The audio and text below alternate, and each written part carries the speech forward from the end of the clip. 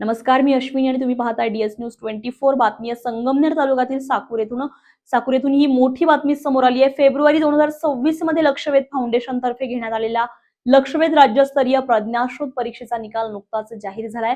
यामध्ये साकूर येथील विद्या प्रबोधिनी प्रशालेतील 3 आणि देवी पठार येथील जिल्हा परिषद प्राथमिक शाळेतील एक विद्यार्थी थेट राज्यामध्ये चमकले. या विद्यार्थ्यांनी लक्षवेध राज्यस्तरीय प्रज्ञाशोध परीक्षेमध्ये आपला ठसा उमटवलेला आहे.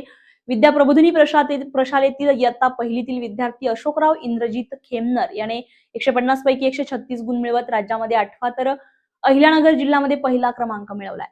अशोकराव हा थोरात कारखान्याचे संचालक इंद्रजित खेमनर यांचे चिरंजीव आहेत. तसेच इयत्ता पहिलीतीलच विद्यार्थिनी अनुश्री बाळासाहेब सागर याने 150 पैकी 132 गुण मिळवत राज्यामध्ये 10वा तर अहिल्यानगर जिल्ह्यातून 3रा क्रमांक मिळवलाय.